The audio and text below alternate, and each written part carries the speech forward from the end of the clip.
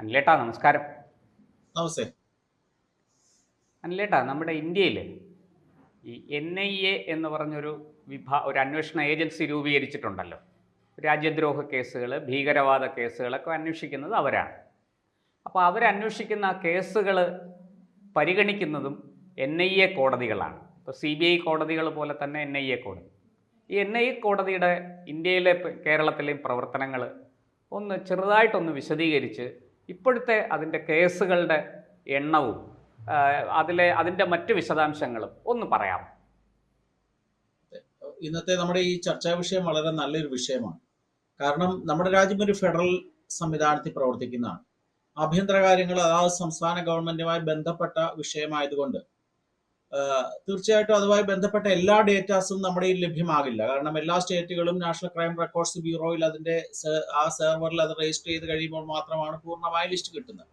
താങ്കളുടെ ചോദ്യത്തിൽ പറഞ്ഞതുപോലെ തന്നെ രാജ്യത്തെ തീവ്രവാദ പ്രവർത്തനങ്ങൾ, രാജ്യത്തിനെതിരായി നടക്കുന്ന കലാപങ്ങൾ, രാജ്യത്തിനകത്തേക്കുള്ള നുഴഞ്ഞുകയറ്റം, കള്ളനോട്ട് തുടങ്ങിയ വളരെ ഭീകരമായ രാജ്യവിരുദ്ധ പ്രവർത്തനങ്ങളെ പറ്റി അന്വേഷിക്കുന്ന ഏജൻസിയാണ് നാഷണൽ ഇൻവെസ്റ്റിഗേറ്റിംഗ് ഏജൻസി അഥവാ NIA. NIA കൂടുതൽ UAPA, നമുക്കറിയാം ഭീകരവാദ നിരോധന നിയമമാണ് UAPA.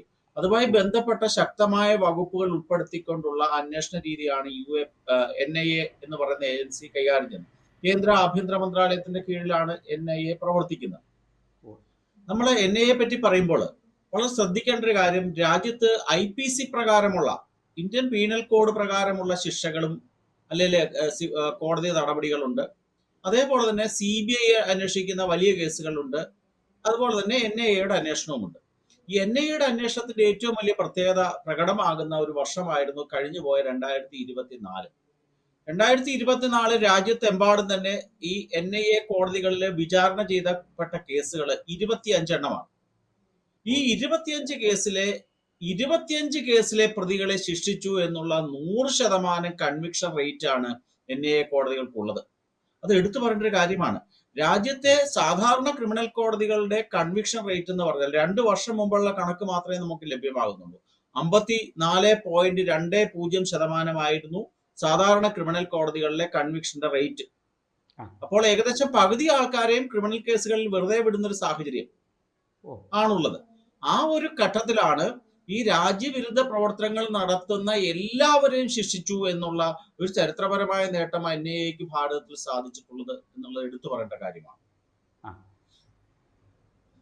എന്തായാലും ചേട്ടാ, ഈ പരിഗണിച്ച എല്ലാ കേസുകളിലും കൃത്യമായ ഒരു സത്യം തെളിയിക്കുകയും അതിനെ തുടർന്ന് ശിക്ഷാ നടപടികളിലേക്ക് പോവുകയും ചെയ്തിട്ടുണ്ട്.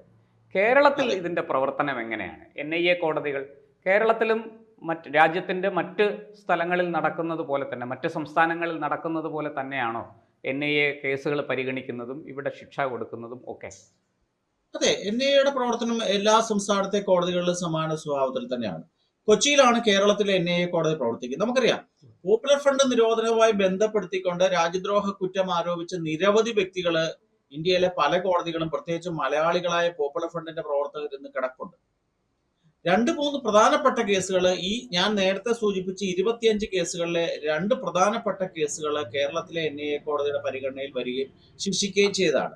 അതിനകത്തെ പ്രധാനപ്പെട്ട ഒരു കേസാണ് വെള്ളമുണ്ട മാവോയിസ്റ്റ് കേസ് എന്ന് പറയുന്നത്. കോഴിക്കോട് ജില്ലയിലെ വെള്ളമുണ്ട എന്ന് പറയുന്ന സ്ഥലത്ത് നടന്ന മാവോയിസ്റ്റിന്റെ ഒരു കേസ്, രാജ്യദ്രോഹ പ്രവർത്തനത്തിന്റെ കേസാണ്. ആ കേസിലെ 4 പ്രതികളായിരുന്നു ഉണ്ടായിരുന്നത്. രൂപേഷ് എന്ന് പറഞ്ഞ ഒരാള്, കന്യാകുമാരി എന്ന് പേരുള്ള ഒരാള്, അനൂപ് മാത്യു എന്ന് പറഞ്ഞ ഒരാള്, ഇബ്രാഹിം. ഈ 4 പ്രതികളെയും NIA കോടതി 10 വർഷത്തേക്ക് കഠിന തടവിന് ശിക്ഷിച്ചു. ഒരു കേസ് അതാണ്. രണ്ടാമത്തെ കേസ് ഒരെണ്ണം കൂടെ ഉണ്ട്, റിയാസ് അബൂബക്കർ. നമുക്കറിയാം, IS-ന്റെ കോയമ്പത്തൂർ മൊഡ്യൂൾ കേസ് എന്ന രീതിയിൽ വളരെ പ്രശസ്തമായ കേസാണത്. ആ കേസും 2024 കൊച്ചിയിലെ NIA കോടതി 2024 ഫെബ്രുവരി മാസം ആ കേസിലെ പ്രതിയെ ശിക്ഷിച്ചു. രാജ്യത്തെ ഈ ശിക്ഷിക്കപ്പെട്ട 25 കേസുകളിലെ പ്രധാനപ്പെട്ട 2 കേസുകളും കേരളത്തിലെ NIA കോടതിയുടെ ഭാഗത്തുനിന്നുണ്ടായ വിധിയാണ്. നമ്മൾ ശ്രദ്ധിക്കേണ്ട ഒരു കാര്യമുണ്ട്, ഈ ശിക്ഷിക്കപ്പെട്ട എല്ലാ കേസുകളിലെയും ഇടതു തീവ്രവാദ പ്രവർത്തനങ്ങളുമായി ബന്ധപ്പെട്ട കേസുകളുണ്ട്. എന്ന് വെച്ചാൽ മാവോയിസ്റ്റിന്റെ കേസുകളാണ് പ്രധാനമായിട്ട്. ഏകദേശം 28ഓളം കേസുകൾ മാവോയിസ്റ്റ് കേസുകളായിരുന്നു പരിഗണനയിൽ വന്ന്. ശിക്ഷിച്ച എണ്ണം ആയിട്ടില്ല, അതൊക്കെ ട്രയൽ നടക്കുന്നേ ഉള്ളൂ, ശിക്ഷ നടക്കാൻ പാകുന്നേ ഉള്ളൂ. അതുപോലെ തന്നെ വടക്കിഴക്കൻ സംസ്ഥാനങ്ങളിൽ, മണിപ്പൂറുള്ള സംസ്ഥാനങ്ങളിൽ നടക്കുന്ന കലാപവുമായി ബന്ധപ്പെട്ട കേസുകളുണ്ട്. ഖാലിസ്ഥാനി തീവ്രവാദികളുടെ പ്രവർത്തനവുമായി ബന്ധപ്പെട്ട കേസുകളുണ്ട്. ഇങ്ങനെ ധാരാളം കേസുകളാണ് NIA അന്വേഷിച്ചുകൊണ്ടിരിക്കുന്നത്. ഈ NIA അന്വേഷിക്കുകയാണെന്ന് പറഞ്ഞാൽ ഒരു കാര്യം ഇപ്പോൾ ഉറപ്പായി മാറിയിരിക്കുകയാണ്. NIA അന്വേഷിച്ച് ചാർജ് ഷീറ്റ് കൊടുത്താൽ ആ കേസുകളിലെ ശിക്ഷ ഏകദേശം ഉറപ്പാണ് എന്നുള്ളതാണ് ഏറ്റവും പ്രധാനപ്പെട്ട ഒരു കാര്യം. നമ്മൾ ശ്രദ്ധിക്കേണ്ടത് ഈ കേരളത്തിലെ പോപ്പുലർ ഫ്രണ്ടുമായിട്ട് ബന്ധപ്പെട്ടും അല്ലാതെയും ഒക്കെ തന്നെ ഏകദേശം 10-200ഓളം ആൾക്കാർ കേരളത്തിലെ വിയ്യൂരിലെ അതിസുരക്ഷാ ജയിലിൽ കിടപ്പുണ്ട്. ഇവർക്കൊക്കെ ഒരു പേടി സ്വപ്നമാണിത്. ഏകദേശം 13 മാവോയിസ്റ്റുകള്, 14 പോപ്പുലർ ഫ്രണ്ടിന്റെ പ്രവർത്തകര്, ഇവരൊക്കെ ഈ കേരളത്തിലെ വിയ്യൂർ അതിസുരക്ഷാ ജയിലില് ഈ NIAയുടെ കുറ്റപത്ര പ്രകാരം ജയിലിൽ കിടപ്പുണ്ട്. അത് എടുത്തു പറയേണ്ട ഒരു കാര്യമാണ്. അന്നേരം തീവ്രവാദ പ്രവർത്തനങ്ങൾക്ക് ശക്തമായ തിരിച്ചടി നൽകാൻ ഈ NIA കോടതികളുടെ പ്രവർത്തനത്തിന് സാധിക്കുന്നുണ്ട്. ശക്തമായ തെളിവുകളും ശക്തമായ രീതിയിലുള്ള ഡിജിറ്റൽ തെളിവുകളും ഒക്കെ ഹാജരാക്കുന്നതുകൊണ്ടാണ് ഇപ്രകാരം ശിക്ഷകൾ സംഭവിക്കുന്നത്. തീർച്ചയായിട്ടും ഒരു കുറ്റമറ്റ അന്വേഷണവും കുറ്റമറ്റ വിചാരണയും അതിനെ തുടർന്ന് ശിക്ഷയും ഈ കുറ്റവാളികൾക്ക്, രാജ്യദ്രോഹ പ്രവർത്തനങ്ങളിൽ ഏർപ്പെടുന്ന കുറ്റവാളികൾക്ക് അവരെ നേർവഴിക്ക് കൊണ്ടുവരാൻ ഇത് സഹായിക്കും എന്നുള്ള കാര്യത്തിൽ നമുക്ക് സംശയമില്ല. ഒരു കാര്യം കൂടെ നമ്മൾ ഈ ചർച്ചയിൽ എടുത്തു പറയേണ്ട ഒരു പ്രധാനപ്പെട്ട 1-2 കാര്യങ്ങൾ കൂടിയുണ്ട്. ഈ സ്വത്തുക്കൾ ജപ്തി ചെയ്യപ്പെടുന്നുണ്ട്. NIAയുടെ പ്രധാനപ്പെട്ട ഒരു കാര്യം നമുക്കറിയാം. പോപ്പുലർ ഫണ്ടിന്റെ നിരോധനത്തിന് ശേഷം കേരളത്തിൽ തന്നെ ഏകദേശം ഒരു 10-30 ആൾക്കാരുടെ സ്ഥാവര ജംഗമ വസ്തുക്കൾ ജപ്തി ചെയ്തിട്ടിരിക്കുകയാണ്. അപ്രകാരം കഴിഞ്ഞ വർഷത്തെ ജപ്തിയുടെ കണക്ക് നോക്കുമ്പോൾ തന്നെ ഏകദേശം 20 കോടി 19.57 കോടി രൂപയുടെ സ്ഥാവര ജംഗമ വസ്തുക്കള് ഈ NIA കോടതി അറ്റാച്ച് ചെയ്തിട്ടിരിക്കുക, ജപ്തി ചെയ്തിട്ടിരിക്കുകയാണ്. 137 സ്വത്തുക്കളാണ് അപ്രകാരം രാജ്യത്തെമ്പാടുമായി കണ്ടുകെട്ടി അറ്റാച്ച് ചെയ്തിട്ടിരിക്കുന്നത്. കേരളത്തിലുമുണ്ട്. പോപ്പുലർ ഫണ്ടിന്റെ പല നേതാക്കന്മാരുടെ സ്വത്തുവകകൾ ജപ്തി ചെയ്തിട്ടിരിക്കുകയാണ്. നിസ്സാരമല്ല. അന്നേരം ഒരു ശക്തമായ താക്കീതാണ് രാജ്യവിരുദ്ധ പ്രവർത്തനം നടത്തുന്നവർക്ക് NIAയുടെ അന്വേഷണവും NIA കോടതികളുടെ ശിക്ഷകളും നൽകുന്നതെന്നുള്ളതാണ് എടുത്തു പറയേണ്ട ഒരു പ്രത്യേകത. ചേട്ടാ, ഒരു സംശയം. ഇത് NIA കോടതിയിൽ നിന്ന് ആർക്കെങ്കിലും വധശിക്ഷ കിട്ടിയിട്ടുണ്ടോ? NIA കോടതിയിൽ നിന്ന് അടുത്ത കാലത്ത് അപ്രകാരം വധശിക്ഷ ലഭിച്ചതായിട്ട് കഴിഞ്ഞ വർഷത്തെ രേഖകൾ കൊണ്ടൊന്നും കാണാൻ സാധിക്കുന്നില്ല. ഇല്ല. ഞാനിത് ചോദിക്കാൻ കാര്യം, നമ്മളെ ബോംബെ ആക്രമണത്തിന് ശേഷമാണല്ലോ NIA എന്ന് പറയുന്ന ഏജൻസി രൂപീകരിക്കുന്നതും അതിനെ തുടർന്നുള്ള കോടതികൾ സ്ഥാപിക്കുന്നതും ഒക്കെ.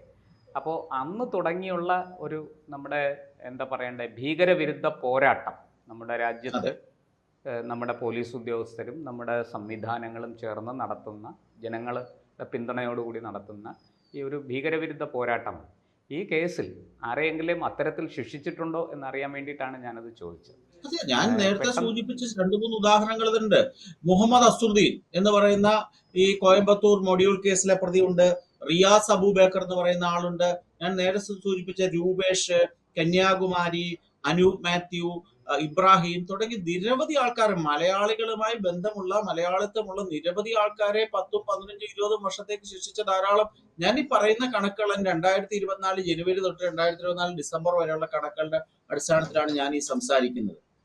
ധാരാളം ആൾക്കാർക്ക് ശിക്ഷ കിട്ടുന്നുണ്ട്. ഇത് വളരെ നല്ലൊരു സംവിധാനമാണ്. ഈ പോപ്പുലർ ഫ്രണ്ട് പോലുള്ള തീവ്രവാദി സംഘടനകൾക്ക് ശക്തമായ താക്കീതും പേടിയും ഉണ്ടാക്കാൻ ഇത്തരത്തിലുള്ള ശിക്ഷാവിധികൾ കൊണ്ട് സാധിക്കും. നമ്മുടെ ക്രിമിനൽ നടപടിയിൽ ഉണ്ടാകുന്ന ചില പാളിച്ചകൾ കാരണമാണ് ബാക്കിയുള്ള കേസുകളിലെ പ്രതികളെ ശിക്ഷിക്കാതെ പോകുന്നത്. സാക്ഷികൾ കൂറുമാറുന്നു, വളരെ വർഷക്കാലം നീണ്ടു നിൽക്കുന്ന വിചാരണ, അതുപോലെ തന്നെ സ്വാധീനം, രാഷ്ട്രീയ ബന്ധങ്ങൾ തുടങ്ങിയ കാരണങ്ങളെ ശിക്ഷിക്കാതെ പോകുന്നു. പക്ഷെ NIA സംവിധാനത്തിൽ അത് സാധിക്കുന്നില്ല. അത് എടുത്തു പറഞ്ഞിട്ട് കാര്യമാണ്. തീർച്ചയായിട്ടും. എന്തായാലും നമുക്ക് NIA കോടതികളുടെ പ്രവർത്തനത്തെക്കുറിച്ചും അതിലൂടെ സംഭവിച്ചിരിക്കുന്ന ഈ ശിക്ഷാ നടപടികളെക്കുറിച്ചും ഒക്കെ അങ്ങ് വളരെ വിശദമായിട്ട് തന്നെ പറഞ്ഞു. ഈ കഴിഞ്ഞ ഒരു വർഷത്തെ കണക്കാണ്. നമുക്കത് കൂടുതൽ വിവരങ്ങളുമായിട്ട് ഇനിയും നമുക്ക് ഇതുപോലെയുള്ള ചർച്ചകളിലേക്ക് ഇരിക്കാം. നന്ദി. ശരി.